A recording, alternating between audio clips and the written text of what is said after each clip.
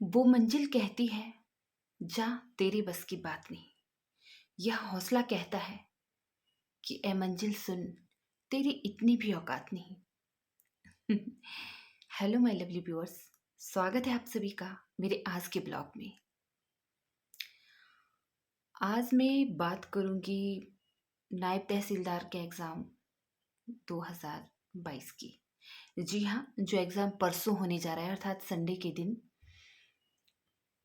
वैसे तो सभी की तैयारी आई होप अच्छी होगी और सभी बिल्कुल रेडी होंगे, बिकॉज़ अगर हम चाहें कि हम अभी सिलेबस देखें, अभी तैयारी करें, तो ये बिल्कुल भी पॉसिबल नहीं होगा, क्योंकि काफ़ी टाइम पहले से जो है एग्ज़ाम की डेट निकली हुई है और तैयारी भी अच्छी होगी जिसने भी अप्लाई किया है। आजकल सभी सरकारी नौकरी प्राप्त करना चाहते हैं और इसके लिए हम सबको पता है कि जी तोड़ मेहनत भी करना होती है।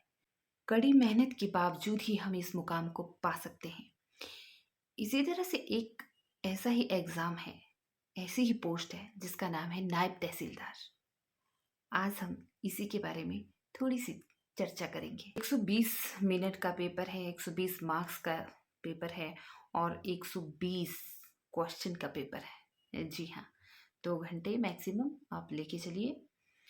तो चलिए थोड़ी सी बात कर लेते हैं 30 अक्टूबर को होने वाले एग्ज़ाम के बारे में, अर्थात नायब तहसीलदार का एग्ज़ाम।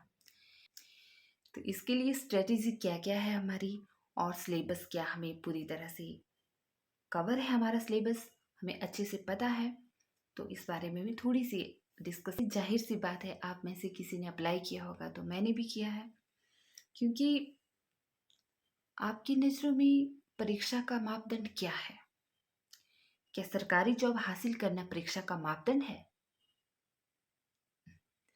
तो हम इस मुद्दे पे बहस नहीं करेंगे, क्योंकि हमारा जो समाज है शायद उसकी नज़रों में यही है कि आप शिक्षा प्राप्त कर रहे हैं, प्राप्त करेंगे, उच्च से उच्च शिक्षा के स्तर को प्राप्त करेंगे, लेवल को तक जाएंगे तो सरकारी जॉब पाने के लिए।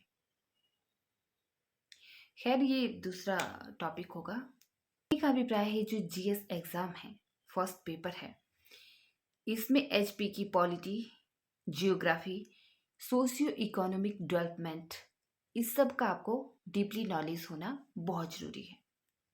एचपीजी के पूरी तरह से आपको डीपली पता होना चाहिए।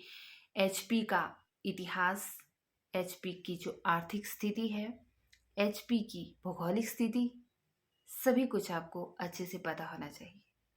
तो 30 मार्क्स का एचपीजी के, 50 मार्क्स का आपका करंट अफेयर्स एंड 40 मार्क्स का आपका रहने वाला है जनरल स्टडी। कुल मिला के 120 क्वेश्चंस।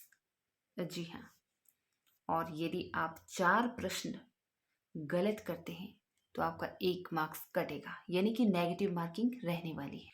फिर इसके बाद 40 नंबर का जनरल स्टडी रहेगा, जिसमें इंडियन हिस्ट्री 1857 से लेकर 1947 तक की, खासकर इस बीच में क्या क्या हुआ, कौन कौन सी संधियाँ हुई, कौन कौन से आंदोलन हुए, कौन कौन सी मेन बातें हुई, उन सब के बारे में आपको पूरी तरह से नॉलेज होना जरूरी है।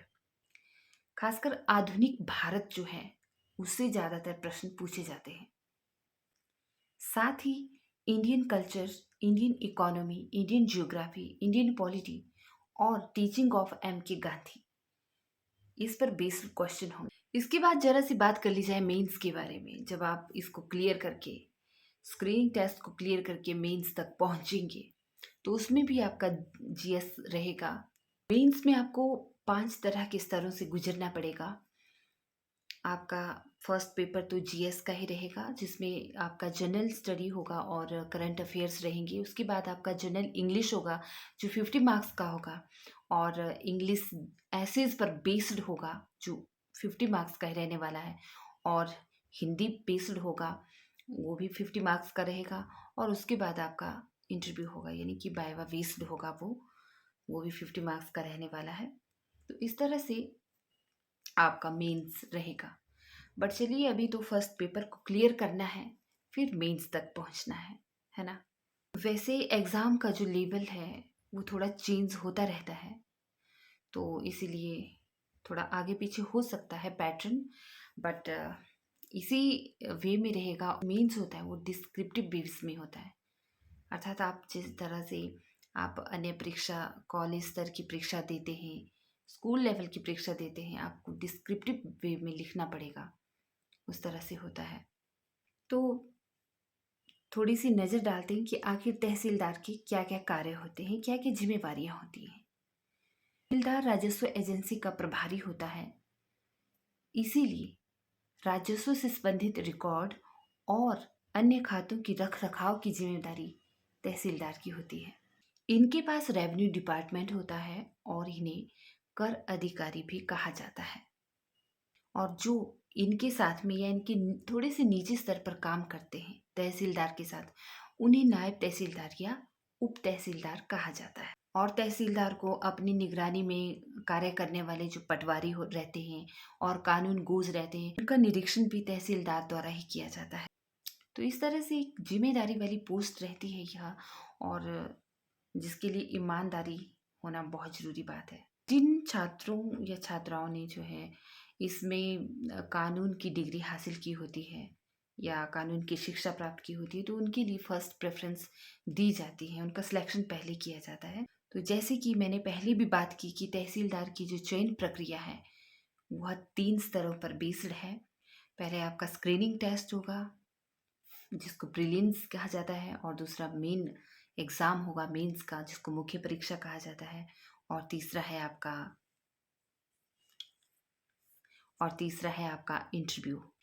तहसीलदार की वेतन की बात करें तो 9,000 समथिंग से स्टार्ट है, और 34-35 हज़ार तक आप इसमें अर्न कर सकते हैं शुरुआत में। और फिर आपकी काबिलियत पर डिपेंड करता है, आपकी शिक्षा पर डिपेंड करता है, आपकी योग्यता पर डिपेंड करता है कि आप कहाँ तक, किस लेवल तक अपने आप को प्रूव कर सकते हैं। और तहसीलदार के एग्ज़ाम के लिए जो योग्यता होती है वह ग्रेजुएट या पोस्ट ग्रेजुएट होती है, और ज़ाहिर सी बात है जो योग्य होता है, या यूँ कहें कि इसके काबिल होता है, वो इस स्तर को प्राप्त कर लेता है। और जिनमें थोड़ी बहुत जिनकी तैयारी में या मेहनत में, परिश्रम में थोड़ी बहुत कमी रह गई होती है, वो दोबारा से मेहनत कर सकता है, दोबारा से प्रयास कर सकता है। तो आई होप आप सबकी तैयारी अच्छी होगी, जिसने भी अप्लाई किया है। 30 अक्टूबर को पता चल जाएगा कि हम मेंस में जाने के योग्य हैं या नहीं। होप आप सबकी तैयारी अच्छी होगी और आप पूरी तरह से इस सीट को, इस पद को पाने के इच्छुक होंगे और योग्य भी होंगे, और आपकी मेहनत बताएगी कि आप इसके योग्य हैं या नहीं। तो उसके बाद ही पता चलेगा कि हम स्क्रीनिंग टेस्ट को क्लियर करके, क्वालिफाई करके मेंस तक पहुंच पाते हैं या नहीं। तो आप सभी को बेस्ट विशेस मेरी ओर से, और मेरा तो एग्ज़ाम है ही। कहते हैं कि आप तब तक नहीं हार सकते जब तक आप प्रयास करना नहीं छोड़ देते। तो इसी उम्मीद के साथ फिर मिलूंगी। Bye bye, take care.